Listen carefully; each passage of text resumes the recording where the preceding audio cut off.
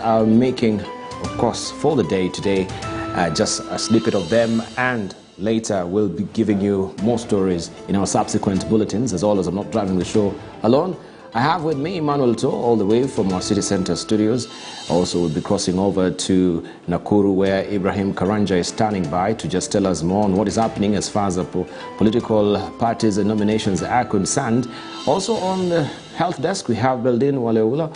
She will be telling us more, I should say, on the vaccines, how also those numbers are really going down despite the fact that the government has been pushing that needle for everyone to get jabbed.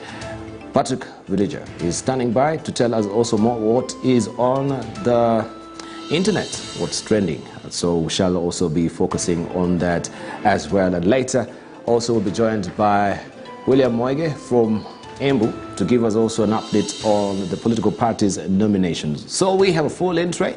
But let's just begin with Emmanuel To from the city center, who has a political diary in-tray to just tell us what we are looking forward to today. Emmanuel To, good morning. Good to see you. Well, good to see you too, Dibal. Of course, as you have put, we have a lot of activities lined up for our viewers on the political front.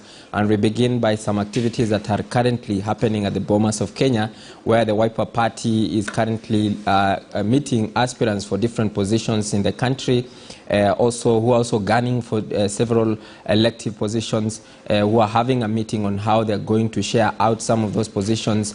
Remember that Wiper Party is in talks or is in an agreement with the ODM Party and the Jubilee Party and the whole Azimio la Umoja coalition political party on how they are going to conduct or how they are going to share out power going into the next general election. And remember, one of the biggest headache right now is how all those parties which are together in one umbrella are going to zone out or share positions, key positions in the country.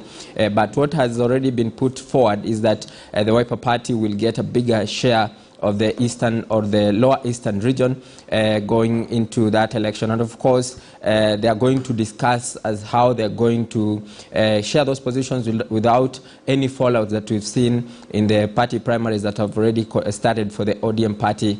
And also at the same time, we also expect that the Jubilee Party will be giving a press conference today in terms of the preparations for the party primaries that are also slated from the 11th to the 22nd of this month.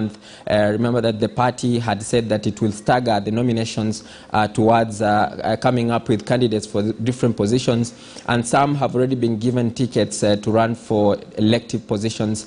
We also expect that the UDA party will be holding its aspirants meetings across the counties, about 34 counties, and after that is when they are going to come up with a list of how they are going to participate in that party nominations that are slated for the 14th of this month. And remember that the deadline closes on the 22nd of April. So they have about 2 weeks or so to put their houses in order before fronting candidates for those elective positions.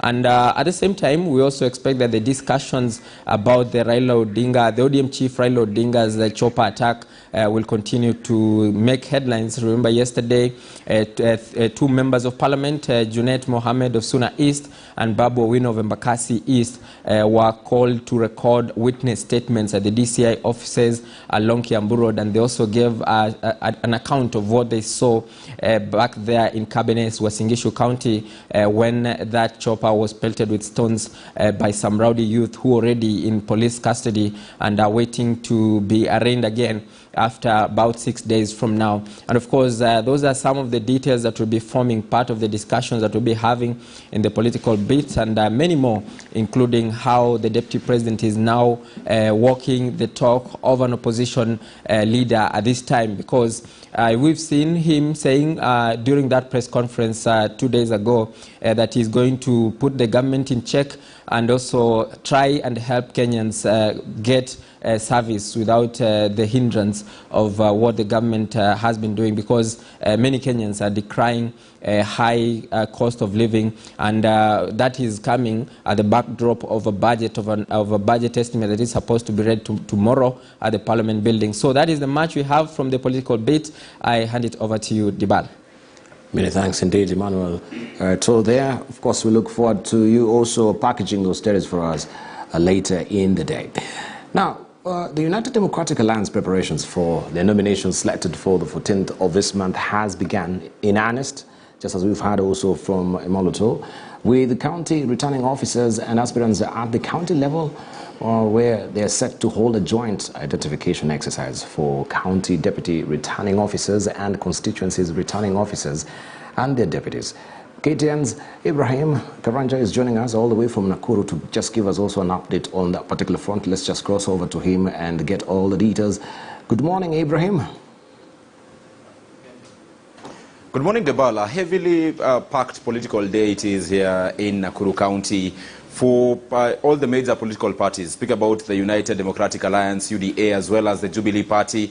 Like you have correctly said, today all aspirants who intend to fly the UDA party flag in the forthcoming elections will be meeting the returning officers who will be running the party primaries, the universal suffrage party primaries next week on the 14th. So that meeting will be happening today in Nakuru, perhaps setting to, lay the ground, the basic rules as they approach this particular day. Remember, the UDA announced the number of constituencies that will be going for this party primaries, the number of counties, as well as Senate positions and governor positions. So that is happening in one end of Nakuru County. On the other end, all Jubilee Party aspirants are also meeting this morning. Of course, also in a bid to find their flag bearers in regards to various elective positions. Remember, we saw an uproar in Jubilee Party from Monday this week when aspirants vying for the governor position here in Nakuru started raising an issue over the return of Governor Lee Kinyanjui from Ubuntu People's Forum, which was touted to be his party. And Governor Lee stated that he will be defending his seat on seeking re-election under the Jubilee Party flag. So there was such an uproar. We saw one aspirant, Dr. Stanley Karanja, really complaining and stating that the party must put straight what the position is, what the situation is, and whether Governor Lee has been granted a direct ticket. Today, there was also set to be another press briefing by former Senator James Mungai. We believe over the same, because James Mungai also wanted to fly the Jubilee Party flag for the governor position here in Nakuru. And thus, that could be the reason as to why all Jubilee Party aspirants are meeting to see whether they will reach an agreement on how to approach the nominations. Remember, all political parties are now talking about 3 ways of approaching or finding their preferred candidates for various seats. One of them is conducting opinion polls, the other one is having consensus, and the last one is universal suffrage, which is what most candidates are actually touting for. They want universal suffrage so that the people will decide who they want to have on the ballot. But according to the party, and given that this is politics, this is a game and everyone is intending to win, the parties are really pushing for consensus, agreeing that, look, candidate A is more popular, candidate A is more likely to give us this seat, so let's grant this flag to this particular candidate. So we shall be attending all these meetings, both for the Jubilee Party and UDA, to see what the agreements will be. And Dibal, even as we talk about the two parties, remember, ODM party primaries that were set to be conducted here in Nakuru last week on Friday never happened, especially in Nakuru West and various wards in which ODM has a very good following. And this was out of insecurity, violence that was meted out against the party's nomination officials that are sent by the National Elections Board. So quite a unique situation Nakuru is finding itself in right now, especially in regards to who will be flying the party's flag for the various parties that are strong on the ground. Talk about the Jubilee Party, the United Democratic Alliance, as well as ODM. Dibal. Many thanks indeed, Ibrahim. And we know there's a sliver of hope at the end of the day for them that will not have really garnered those tickets, feeling frustrated because Parliament has so far also moved the motion from the election amendment bill to try and avoid that 120 days that was being contracted by IBC to 90 days, giving a window for independence at the end of the day. So they will be getting at least a relief. They can run as independents. There's a window of opportunity. And still on these nominations, let's just cross over to Embu right now, where William Amoige is standing by to also give us a feel and flavor of what is happening on the ground right now. William, over to you.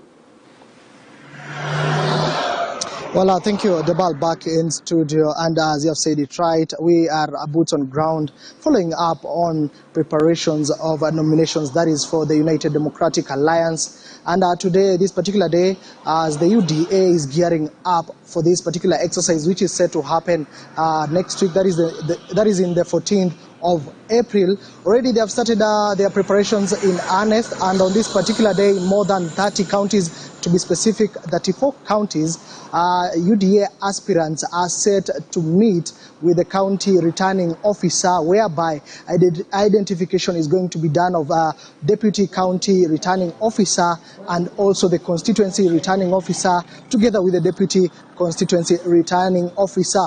And already here in Embu County, this particular meeting is set to happen at Kangaroo Primary School, whereby all aspirants are set to attend this particular exercise. And to come here to Embu County, to focus on Embu County, when it comes to nominations, it's going to be an interesting case to look out for, because in the gubernatorial seat of Embu County, there are more than there will be two aspirants who are going to go for the nominations, and one of them is going to bear the flag of UDA in the nominations. That include nominated MP Cecil Mbarire and Manyata MP John Moshiri. And also in the senatorial seat, it also have an interesting aspirants, among them being the current senator for Embu County, that is Njeru Ndwiga, and also the deputy governor for Embu County, that is David Kariuki, who are also eyeing to fly the UDA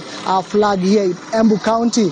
Also, we have an interesting case will also be in the Manyata constituency, because there are a number of aspirants who are eyeing to get that particular seat to fly the UDA flag here in Manyata. Also, the same case will happen in Mbeere South, whereby the incumbent MP will also be battling out with other aspirants for that particular seat. But for now, we are set to also visit where this particular meeting is happening to check how the process will be going and what are some of the issues that aspirants will be talking about, or will be able to engage with the county returning officer for UDA in the upcoming nominations, that is for next week. And also we'll also be focusing on the state of fuel shortage in Embu County, because the matter is still there's still a fuel shortage in Embu County. As you can see behind me,